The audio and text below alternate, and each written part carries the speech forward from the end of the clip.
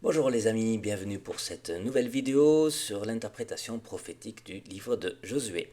Donc pour ceux qui nous rejoignent dans cette série, je propose une interprétation prophétique de tous les événements qu'on rencontre au fur et à mesure du livre de Josué. Et là on est déjà très avancé, on arrive presque vers la fin.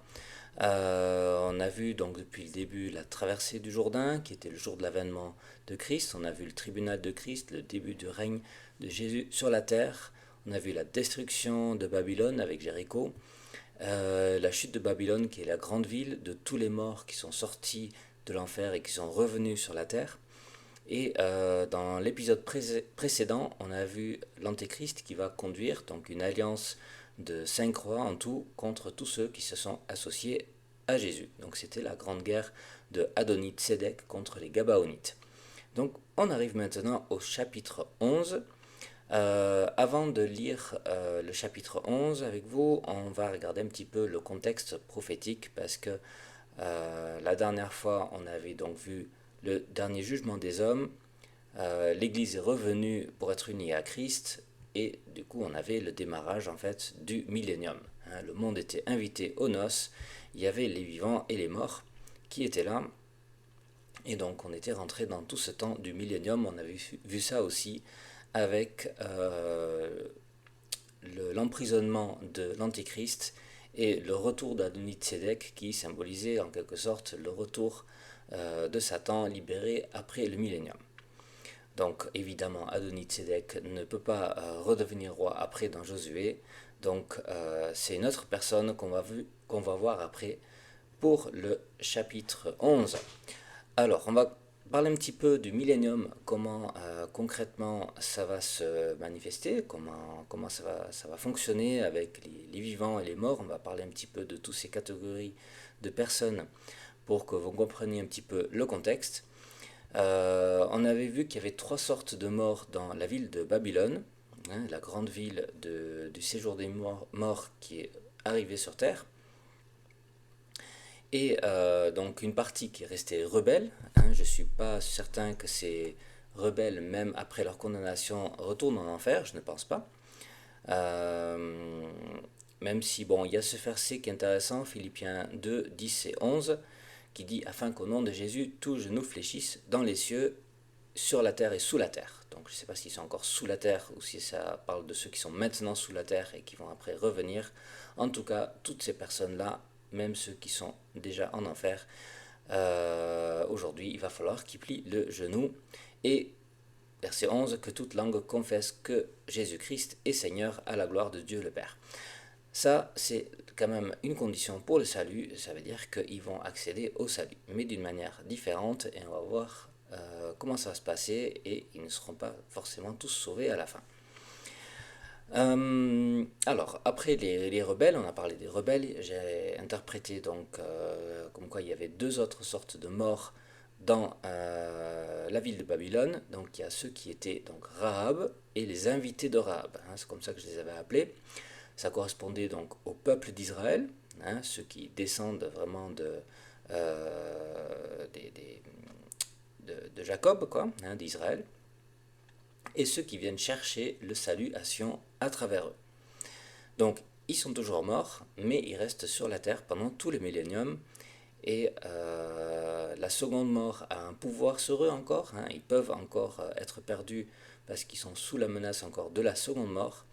Et ils font ce qu'il faudra faire pour eux, ils pourront obtenir la résurrection du corps à la fin du millénium. Donc à la fin du millénium, il y a la deuxième résurrection. Hein. La première résurrection, c'est pour les élus, c'est avant, avec le retour de Christ, mais la deuxième résurrection, c'est au jugement du grand trône blanc, chapitre 20 de l'Apocalypse, c'est à la fin du millénium. Hein. Ça c'est bien clair dans l'Apocalypse. Alors, le fait que tous les morts arrivent à une résurrection finale est déjà une preuve que tous auront été soumis à Christ. Ils auront fait ce qu'il fallait faire pour obtenir justement cette résurrection. Hein, et on va voir comment ça va se passer, parce qu'en fait, avec Jésus, on ne va pas leur laisser le choix. Hein. Ils sont rebelles, il y a une partie des gens qui restent rebelles, qui ne vont absolument pas vouloir se repentir, mais on ne va pas leur laisser le choix, on va obliger tout ce monde en régnant justement avec un sceptre de fer. Ça c'est Apocalypse 12 qui dit que Jésus va régner avec un sceptre de fer et nous on va régner avec lui. Donc on va contraindre les gens à accéder au salut.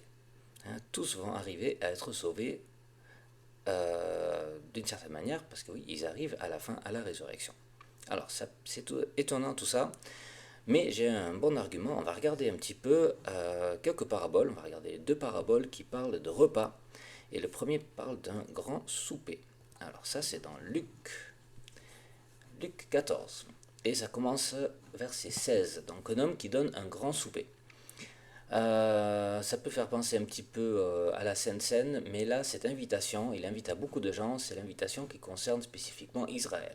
C'est la première élection qui est non pas pour des gens éparpillés comme aujourd'hui, mais pour un peuple, le peuple d'Israël. Donc il envoie son serviteur au singulier, ça c'est Jésus par son Saint-Esprit, qui va par sa parole dans les lois de l'Ancien Testament inviter le peuple d'Israël à venir à Dieu, mais ils se mirent tous à s'excuser unanimement, ils s'excusent et toutes sortes d'excuses pour ne pas suivre Dieu. Et là on va un petit peu plus loin, le maître maison est irrité et il va dire à son serviteur, donc c'est toujours pour Jésus, va chercher et amène ici les pauvres, estropiés, aveugles et les boiteux. Bon, ça c'est pas très valorisant, mais c'est nous. C'est la deuxième élection, et on n'est pas forcément les plus riches, les plus réputés dans la société. Et Paul il le dit aussi, c'est pour ça il y a parmi vous beaucoup de pauvres, je ne sais plus exactement comment Paul mentionne ça, mais voilà, quelque chose, Paul il y a un verset qui parle un petit peu dans ce sens. Alors, le serviteur dit, Maître, ce que tu as ordonné a été fait, il y a encore de la place. Donc là, on est après la deuxième élection, et là, le maître dit au serviteur, va dans les chemins, le long des haies, ce que tu trouveras, contrains-les d'entrer. Et moi, je voulais insister sur le contrains-les. On va contraindre les gens à rentrer afin que ma maison soit remplie. Donc ça, c'est la troisième élection, et là, c'est pour tout le monde. Car je vous le dis, aucun de ces hommes qui avaient été invités ne goûtera à mon souper. Ça, c'est une union qui n'est pas faite du coup avec le peuple d'Israël, mais ça va se passer différemment pour eux à la fin, parce qu'il y a un retour quand même du peuple d'Israël à la fin, mais ce n'est plus ce souper-là, cette connaissance-là, par l'union avec Jésus à travers le Saint-Esprit. Alors, donc je voulais insister sur voilà, la contrainte de ceux qui vont devoir rentrer. On ne va pas leur laisser le choix. Il y a une autre parabole qui est similaire, mais c'est pas la même. Matthieu 22. Alors, là c'est, ce n'est plus un maître, c'est un roi, et ce n'est plus pour un souper, c'est pour les noces. Les noces de son fils. Alors, les noces de son fils, ça c'est Jésus, et l'Église, les élus, nous, maintenant, on est l'épouse. Là, c'est différent. Les serviteurs, c'est aussi nous. C'est au pluriel. Maintenant, on va appeler ceux qui sont invités. Donc, on va appeler le monde, on va appeler beaucoup de gens à venir à Dieu. Mais beaucoup de gens ne veulent pas venir. Donc, il y a toutes sortes de refus, encore une fois.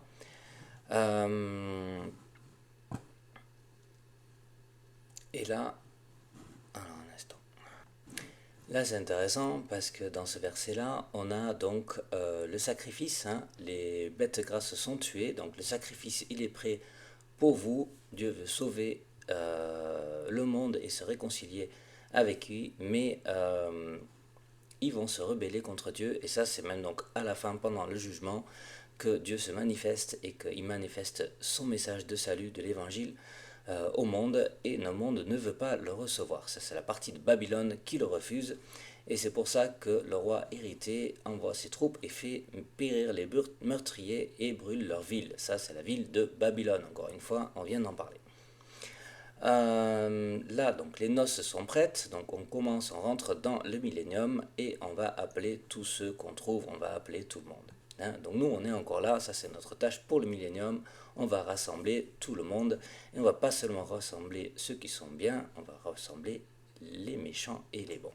Pas seulement les bons, mais les méchants. Et ça c'est très intéressant qu'ici on mentionne les méchants, parce qu'il faut quand même qu'on ramène tous les gens à Christ pour le salut, où ils auront évidemment un sort différent que le nôtre, nous les élus, parce que eux ils ne sont pas l'épouse, mais tout le monde sera invité pour les noces, et la salle de noces fut pleine de convives. Voilà. Donc pendant le millénium, ça fait du peuple, il y a du monde. Avec Jésus, on va régner à Sion, on régnera sur tous les royaumes de la terre, mais c'est encore toutes les nations, ils ont encore une certaine indépendance et ils ont le choix de venir ou de ne pas venir.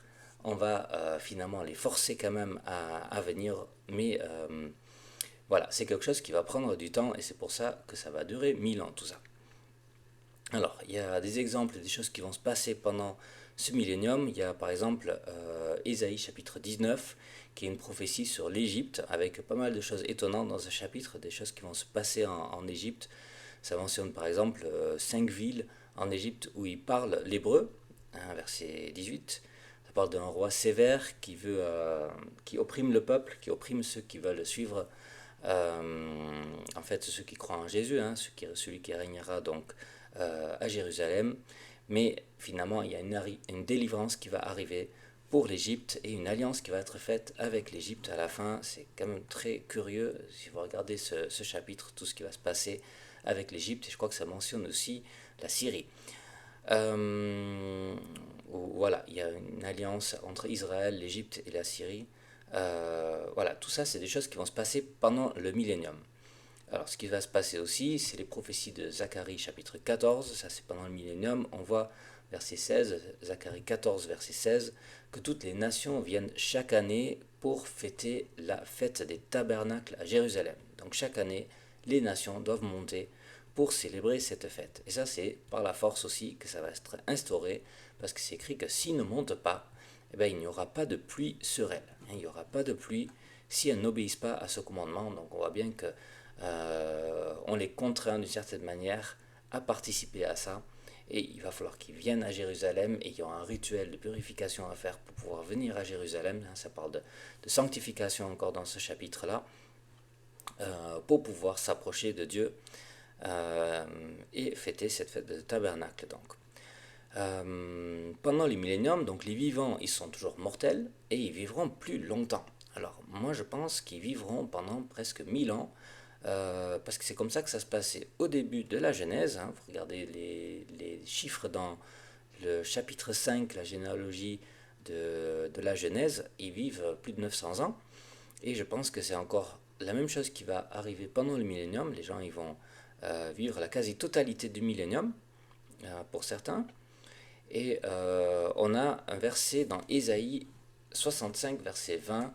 Je pense que je vais l'afficher celui-là parce qu'il est pas mal. 65, verset 20. Alors, il n'y aura plus ni enfant ni vieillard qui n'accomplissent leur jour, car celui qui mourra à 100 ans sera jeune, et le pécheur de 100 ans sera maudit. Alors, qu'est-ce que ça veut dire ça? 100 ans, c'est jeune, waouh! C'est pas si jeune que ça aujourd'hui, hein. C'est quand même pas mal d'arriver à être centenaire. Je l'avais pas affiché, c'était ce verset-là. Voilà, donc la mort existe toujours. Pendant le millénium, la mort existe toujours. La mort n'est pas encore vaincue pendant le millénium. Et le pécheur qui a donc 100 ans, il est maudit parce qu'il a seulement 100 ans. S'il meurt à 100 ans, ça veut dire que les autres, ils vivent beaucoup, beaucoup plus longtemps que ça. Alors, il y a encore le péché, et lui c'est appelé le pécheur âgé de 100 ans. Donc il y a encore le péché, évidemment, le péché et la mort, ça va ensemble, et donc les deux existent pendant le millénium.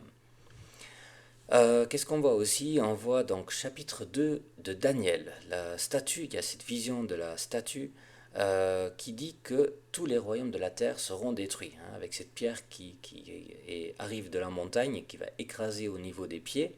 Au final, tous les royaumes de la terre seront détruits et détruit toutes les autres parties de la statue. Pour l'instant, pendant le millénium, les nations sont encore là, hein, justement parce qu'on voit que les nations arrivent à Jérusalem pour cette fête de tabernacle. Donc, tous ces autres passages montrent que les nations sont encore là, donc ils continuent de vivre et de mourir pendant ces 1000 ans. Hein, c'est quelque chose qui va changer après le millénium. Alors, je ne sais pas trop expliquer comment les vivants vont mourir, où est-ce qu'ils vont, parce que justement tout ce qui avait en relation avec la mort pour la période de jugement avant le millénium, tout ça, ça change. Donc je ne pense pas que les morts pendant le millénium vont aller au séjour des morts, parce qu'on va régner, je pense, et juger les vivants et les morts. Donc les morts, ils restent là. Apocalypse 20, verset 13 mentionne trois sortes de morts. Hein, j'avais déjà cité ce verset qui est intéressant, donc la mer qui rendit ses morts, et la mort et le séjour des morts rendirent les morts qui étaient en eux. Hein, ça fait trois choses. Et je pense que les morts pendant le millénium sont ce qu'on appelle les morts de la mer. Alors, il y a tous ces morts, et il y a évidemment aussi, les vivants on en a parlé, et l'épouse de Christ, donc qui est revenue sur la terre. Mais nous, les élus, c'est différent, parce que nous avons maintenant notre corps glorifié, nous sommes devenus des immortels.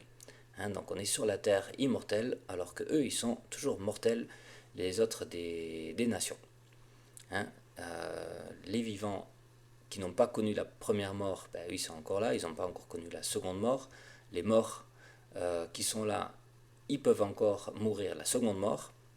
Mais nous, les élus, l'épouse unie à Christ, nous ne pouvons pas mourir la seconde mort parce qu'il n'y a pas de seconde mort pour les élus. Ça, c'est très clair. Alors, j'espère que vous vous embrouillez pas trop avec tout ça. C'est pas vraiment facile à comprendre avec tous ces différents groupes de personnes. Je vais encore faire une petite parenthèse parce que puisque je suis donc dans ce sujet-là, j'ai une autre méditation sur notre groupe. J'ai essayé d'expliquer donc chaque groupe présent dans le millénium, mais il y a un groupe qui n'y est pas. Et ça pour moi, c'est les élus qui sont déchus. Hein. Les élus déchus, c'est ceux qui avaient reçu la foi, qui étaient donc par le Saint-Esprit unis à Christ, mais qui ont rejeté finalement Jésus et qui sont devenus ennemis de Christ en suivant l'exemple de Akan et de Judas. Hein, ces deux personnes dont j'avais déjà parlé, c'est ceux qui ont rejeté finalement le commandement de Dieu alors qu'ils étaient vraiment choisis et unis avec le peuple de Dieu.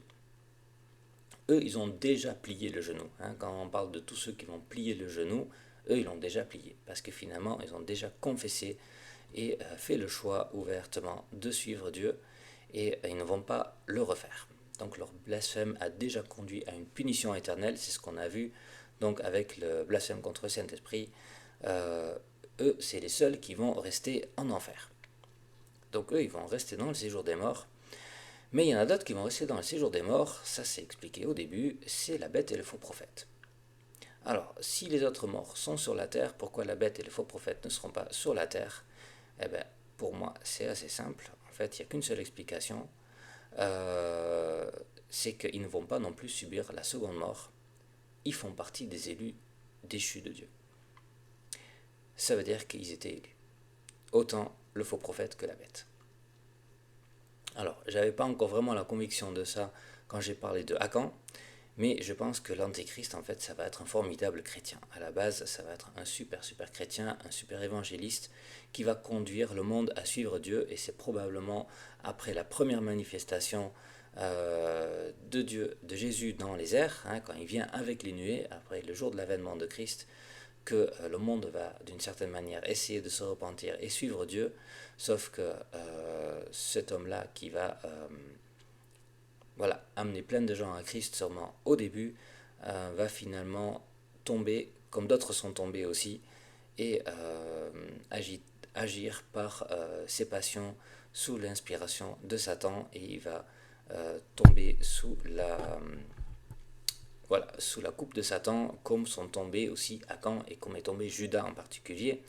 Et j'avais donné un exemple aussi plus récent qui est Ravi Zacharias, qui est un évangéliste qui est très connu, qui a amené beaucoup de gens à Jésus dans la continuité de Billy Graham. Et je crois que pendant 40 ans, il a eu un ministère. Et finalement, on a vu que ce gars, il était complètement perverti à la fin de sa vie. Je pense que c'est d'une certaine manière quelqu'un qui préfigure aussi l'Antéchrist. il ne faut pas se mettre sa confiance dans un homme, mais en Jésus, parce que les hommes, finalement, il va falloir qu'ils tiennent jusqu'au bout. Et il ne faut pas qu'ils deviennent finalement l'instrument de Satan, comme l'a été Judas. Alors, faites attention à vous, hein. Ne vous confiez pas dans un homme, il faut se confier en Jésus-Christ, parce que Satan, il faut quand même savoir qu'il est très très fort, il ne faut pas le sous-estimer. Il n'y a qu'avec Jésus à notre côté qu'on peut résister. Voilà. Alors, je reviens, je ferme la parenthèse sur ce sujet-là des élus déchus, et on revient donc au millénium, et maintenant on arrive à la fin du millénium. Hein. Satan doit être relâché de sa prison, et on va voir une dernière guerre, c'est la deuxième guerre de Gog et Magog, qui est décrite dans Apocalypse 20, verset 7. La première guerre de Gog et Magog, c'est dans Ézéchiel. Et cette guerre, donc, elle est décrite dans Josué, et là on va voir un autre roi qui s'appelle cette fois Jabin, roi de Hatzor, hein, qui va conduire tous les rois dans une guerre contre Josué. Alors, on n'a pas le retour de Adoni-Tzedek, comme on avait vu dans la précédente vidéo, parce que, évidemment, avec Josué, c'est pas possible qu'il reprenne le pouvoir après sa défaite. Là, c'est Satan qui sort de l'enfer et il arrive quand même à reprendre le pouvoir et séduire les nations de la terre, comme c'est décrit dans Apocalypse chapitre 20. Donc, Jabin, roi d'Hatzor, et on regardait ensemble Josué chapitre 11. Alors,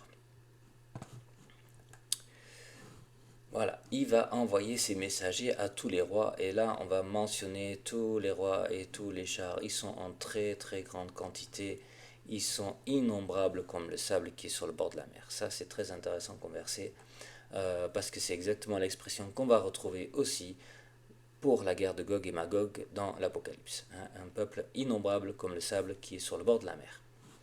Donc très très grande armée, et ils viennent tous ensemble près des eaux de Mérom pour combattre Israël. Je ne sais pas ce que ça veut dire, eaux de Mérom, il n'y a pas encore trop une signification claire pour moi, mais je pense que peut-être ça deviendra plus clair après. Quel est l'ordre qui est donné? Tu leur couperas les jarrets à leurs chevaux, tu brûleras au feu leurs chars. Ça, c'est toute la puissance militaire du monde qui va être détruite, parce que c'est la dernière guerre, on ne va plus faire la guerre après ça. C'est le dernier combat contre le peuple de Dieu. Toute la puissance militaire du monde est réunie ensemble avec cette tentation de Satan sortie de l'enfer, et qui va donc séduire tous les peuples pour se battre contre Jésus. Mais Jésus, avec Josué, avec tous ces gens de guerre, arrive subitement sur eux. Hein, donc ça, c'est la victoire finale. La victoire finale, et l'Éternel les livre entre les mains d'Israël. Alors, ils vont les battre, et ils vont les battre, ça va être une grande victoire, parce que ils vont les battre jusqu'à Sidon la Grande, Mesrépot Maïm, tout ça c'est au nord, là, c'est à côté de Sidon, ça. C'est au Liban, donc c'est bien au-dessus d'Israël, donc une grande poursuite même en dehors des frontières d'Israël.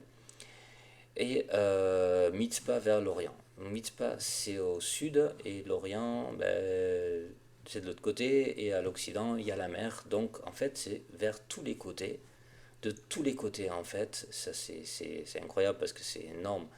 On voit même pas comment eux à l'époque ils auraient pu battre une armée et les poursuivre aussi loin, mais donc dans tous les sens ils vont les poursuivre pour les battre, et ils n'en laissent échapper aucun. Ça aussi c'est miraculeux, parce que pour le temps de Josué, on s'imagine que le nombre de rois ils sont, on va faire la liste après des rois dans le chapitre suivant, ils sont 31 rois, en laisser échapper aucun, c'est quand même une énorme victoire, et c'est surtout prophétique, parce que là c'est la fin des derniers rebelles. Alors, l'Éternel va les traiter comme l'Éternel lui a dit, hein, couper les jarrets à leurs chevaux, il brûla leurs chars au feu. Donc c'est la fin de leur puissance militaire, la fin des puissances du monde, et maintenant c'est Christ qui va régner sur la terre entière, et il n'y aura plus les nations. Alors on frappe du tranchant de l'épée, tous les rebelles, hein, tous les rebelles seront frappés du tranchant de l'épée. Alors,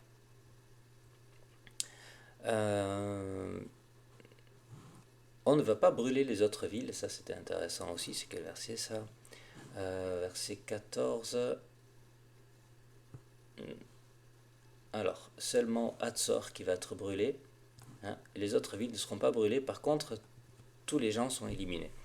Qu'est-ce que ça veut dire? Ça veut dire que là où il y a Satan qui avait son trône, hein, donc à Hatzor, la ville elle est brûlée complètement, mais les autres villes elles resteront, mais il n'y aura plus d'habitants parce il va tuer tout ce qui respire, hein, sans rien laisser de ce qui respirait.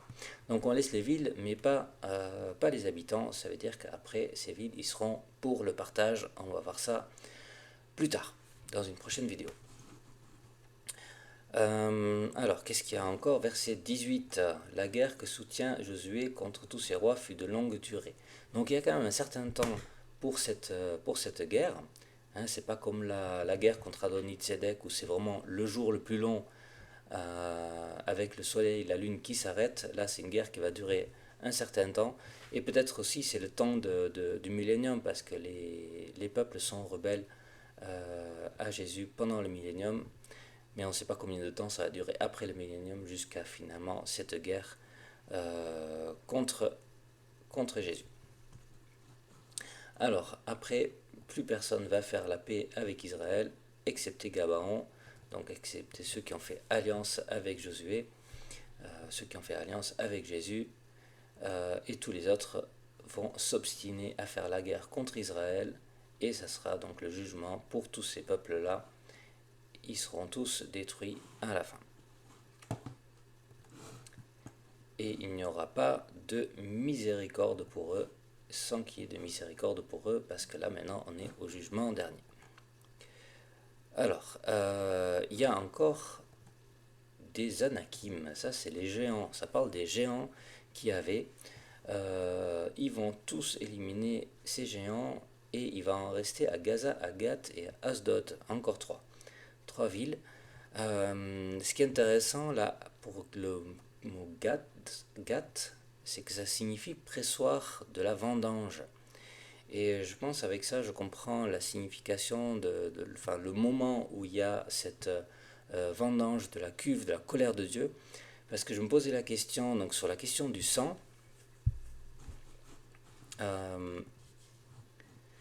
je pensais que c'était avec la bataille contre l'Antichrist, donc avant le début du millénium, mais là c'est à la fin du millénium qu'on a donc cette bataille et la cuve de la colère de Dieu.